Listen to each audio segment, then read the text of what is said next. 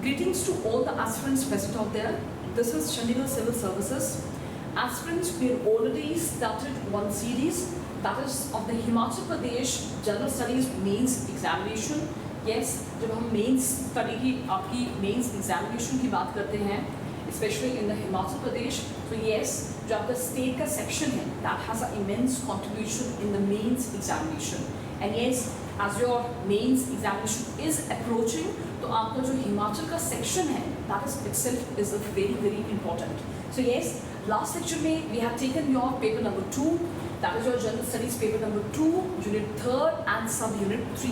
तो जहाँ पे we had a discussion about your enactments which is made by the Himachal Pradesh government to protect and promote the interest of your agrarian society. So yes, in the last lecture, in the part 1, we had a discussion कि what are the different aims, क्या ज़रूरत है enactments की, land reforms लाने की when we talk about your Himachal Pradesh state. Then हमने देखा था कि what are the different type of the government ने कौन-कौन से act pass किए हैं for the interest of your especially your agrarian society. And yes, यहाँ पे जो हमने structure देखा था आंसर का, we had divided it into 1971 से पहले and after that. So yes, सबसे पहले हमने देखा था Punjab tenancy, Himachal Pradesh amendment act of 1952. Then इसके बाद देखा था land reform legislation, Himachal Pradesh transfer territory tenants protection of right act 1968. Then comes your Himachal Pradesh Nautor land rules 1968. So continuing that particular topic, fine. In this particular section, we will be having a discussion about in the part 2, that is your हम enactment जो government ने pass की हैं उसी को contribute करेंगे. So yes, next very important enactment by your Himachal Pradesh government, that is your Himachal Pradesh Holding Consolidation and Prevention of Fragmentation Act of 1971. So yes, जैसे नाम ही indicate कर रहा है कि जहाँ पे भी consolidation feasible है, it will be carried out in order to consolidate the fragmented holding. So that means जहाँ पे भी land आपकी fragmented है, उसको integrate करके consolidify किया जाएगा. And yes, for this, in this particular act, आपके जो compact blocks हैं, that will be created during the consolidation. इसका aim यही है, एक तो economic standard of the rural poor people जो हैं, उसको increase करने का, plus जब आप लैंड को कंसोलिडिफाई कर दोगे तो उससे क्या होगा, there will be a increase in the agriculture production also.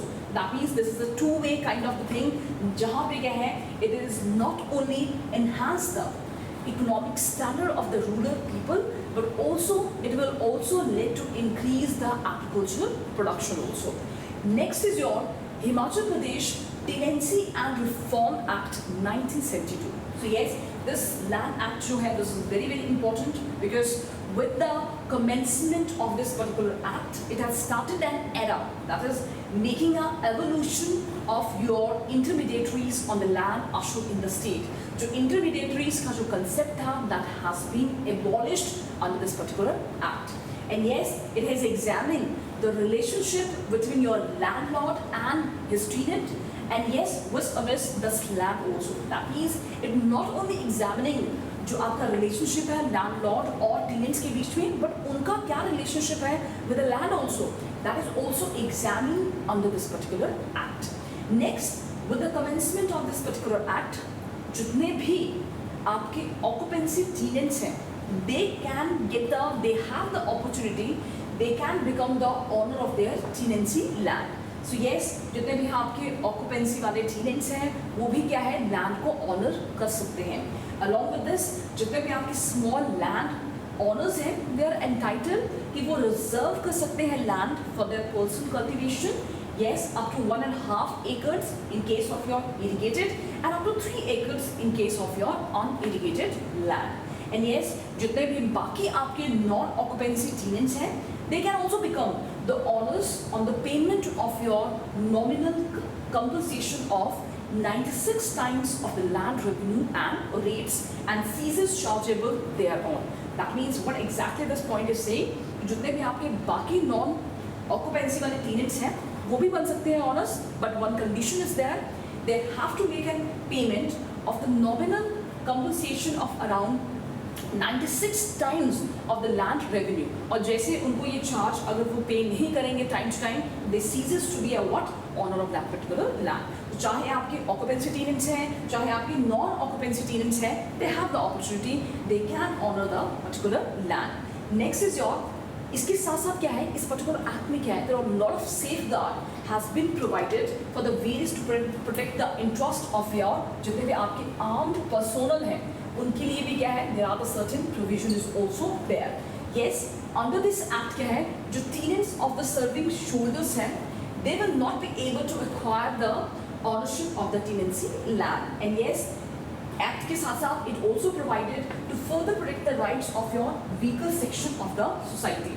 तो जो आपके चाहे शोल्डर्स हैं, चाहे आपके ऑक्यूपेंसी टेनेंट्स हैं, नॉन ऑक्यूपेंसी टेनेंट्स हैं, या आपका जितना भी आपके वीकर सेक्शन है fine of the society, they also have the opportunity, उनके पास भी राइट्स हैं, they can on the particular land. तो यहाँ पे कौन कौन से weaker section of the society आ जाएंगे, जितने भी आपके विडोज हैं, अनमैरिड वुमेन हैं, और इफ मैरिड और डाइवोर्स्ड और सेपरेटेड फ्रॉम हस्बैंड, या कोई माइनर है, या person with the permanently physical और मेंटल डिसेबिलिटी है, जो एक्ट है इन लोगों का भी राइट्स को क्या करता है, प्रोटेक्ट करता है.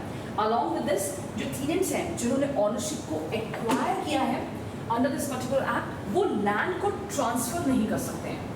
They can't transfer the land except one condition, that is for the productive purposes के लिए, but they have to seek a prior permission of the collector. That means कि जितने भी लोगों ने ये लैंड ऑनर्स को ऑक्यूपाइड किया है, फाइन, जिन्होंने ये आपकी लैंड का जो पर्टिकुलर है, इन्होंने ऑनरशिप को एक्वायर किया है, they can transfer under one condition, that is if it is for the productive purposes के लिए है तो कर सकते हैं, बट उसके लिए भी they have to seek a permission from the collector. Fine, so this particular act जो है that is very very important. So whenever you are writing the mails, जब आप मेल्स लिख रहे हैं, you have to quote the these all acts when it comes to your agrarian वाला part जब आता है, so you have to mention all these things. Next is your restriction on the purchase of your agricultural land. So what exactly it is telling you, the section 118 of the Himachal Pradesh Tenancy and Land Reform Act of 1972. What exactly it is telling you, it imposes, यहाँ पे क्या है, patent restriction करता है on the transfer of the land in the favor of the non-agriculturist. That means जो person cultivate नहीं कर रहे हैं, फाइन, और सिचुएटेड है हिमाचल प्रदेश में, तो वहाँ पे कुछ ना कुछ रिस्ट्रिक्शन है on the transfer of your land. So under section 118, you have to mention in your mails. See, whenever you are writing any mails answer, that is like a that must have the glimpse of the three things. That is your, जब आप write कर रहे हैं, there must be a some theoretical portion तो रहना ही चाहिए, some factual detail, and along with this there must be a certain current affair related thing must be there. Fine. So these are the certain information which must have a glimpse on your answer. If अगर आपका answer totally inclined towards your theoretical part, that means you are not substantiating it with a certain factual details. Fine, so that is considered to be incomplete. And if there is not, along with your theory भी है, आपका factual details भी है, but that is a kind of very redundant, or this is not updated with the passage of time, then also it will not be considered a holistic answer. So that means you have to update your information as the, जैसे जैसे आपका preparation evolve हो रही है, you have to add on all these points. Otherwise, this will be a very stagnant, and you know that stagnant thing will not add on into your preparation. Next is your Himachal Pradesh Sealing on the Land Holding Act 1972. जैसे हमने देखा कि यहाँ पे it is talking about the consolidation of the land, then talking about कि आपका क्या है, जो टेनेंसी है, ऑनरशिप के बारे में बोल रहा है, इसके साथ साथ वेरी इंपॉर्टेंट ये सीलिंग के बारे में भी बोल रहा है. That means it is just this particular act है, नेम ही इंडिकेट कर रहा है, it is a view to control the concentration of the land in the few hands and subsequently distributing that surplus land to those people जो landless हैं. That means यही है कि जिनके पास बहुत ज़्यादा land है, that need to be distributed among the people which are your landless.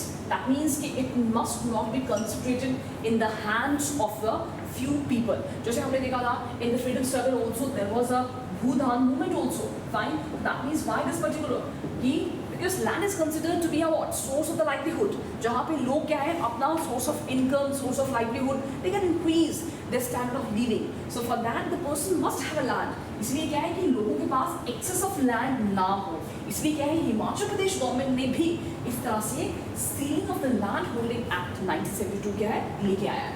और यहाँ पे सीलिंग जो है that can be for the family of a husband, wife, then wife or 3 minor children. And yes, तो section 5 है यहाँ पे ये बोल रहा है कि सीलिंग की क्या है एग्जाम्पशन है for certain authorities, जहाँ पे स्पेशली योर गवर्नमेंट जितने भी हैं उनके लिए एग्जाम्पशन है. वहाँ पे कोई सीलिंग की लिमिट नहीं है. फॉर एग्जाम्पल जो भी लैंड हेल्ड की है स्टेट गवर्नमेंट ने या सेंट्रल गवर्नमेंट ने, या रजिस्टर आपकी कोऑपरेटिव फार्मिंग सोसाइटीज़ हैं, या लैंड मॉर्टगेज बैंक्स हैं, या कोई लोकल अथॉरिटीज़ हैं, हिमाचल प्रदेश एग्रीकल्चर यूनिवर्सिटी है, या भूदान योजना बोर्ड है एंड द टी एस्टेट, वहाँ पे इस तरह का सीलिंग का कोई कंसेप्ट नहीं है. अदरवाइज बाकी आपके जितने भी पीपल हैं they will come under the ambit of this particular act. This is very very important. Fine. So जब आप अपना आंसर लिख रहे हैं you have to write down all the enactments, जहाँ पे आपको हर चीज़ 360 डिग्री से आपको एग्रीकल्चर की अपलिफ्टमेंट, एग्रीकल्चर की डेवलपमेंट के बारे में क्या है हमें इंफॉर्मेशन मिल रही है. Fine. Next is your surplus land so vested in the government that was to be distributed among the landless agricultural laborers and to those person whose holding does not exceed 1 acre. So that means जहाँ पे जिन लोगों के पास there will be a surplus of the land that will be distributed among the people, जितने भी आपके landless labourers होंगे उनको दी जाएगी, या जिनके पास 1 एकड़ से लैंड जो है वो कम है. Fine. So that means so that एक इक्वालिटी जो है that can be developed. Fine. So this is the step that is your ceiling वाला एक्ट जो है that you need to mention in your answer writing. Next is your Himachal Pradesh village common land vesting and utilisation act of 1974. So yes act जो है this is just to streamline your utilisation of the village common land. Fine.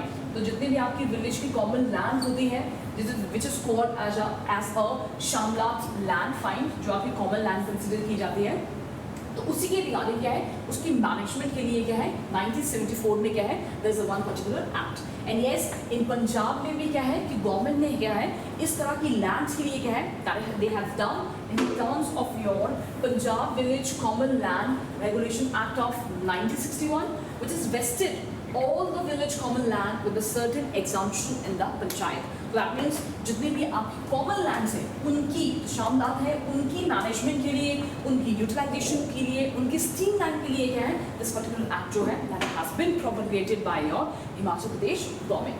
So fine. So aspirants, this is about your section that is your various kind of enactments by your Himachal Pradesh government, especially for the upliftment of your agrarian society. So in this particular section में हमने SC ST के upliftment के बारे में देखा, and we had seen your agrarian वाला part. Fine. कि कौन कौन सी enactment की है. In the further lecture, fine, हम यही section का जो last topic होगा that we will take, and that's all for this particular section. That is your Himachal Pradesh में कौन कौन सी enactment की है agrarian society. And yes, one of the most important thing which you must inculcate, that is your जब भी आप कोई answer लिख रहे हैं या कोई पर्टिकुलर टॉपिक प्रिपेयर कर रहे हैं, स्टैटिक पोर्शन फॉर एग्जांपल हमने एग्रीगेटिंग सोसाइटी के रिगार्डिंग किया, यू हैव टू सब्सटैंशिएट उस ईयर बजट में क्या कोई पर्टिकुलर न्यूज़ थी, कोई पर्टिकुलर स्कीम्स लेके आए थे. Fine. That you must incorporate into those 2-page answer sheet जितना भी है उसमें आपको उसको अमालगमेट करना पड़ेगा, and you have to update with the passage of time. So aspirant, that's all for today's session. So stay tuned and connected. Thank you.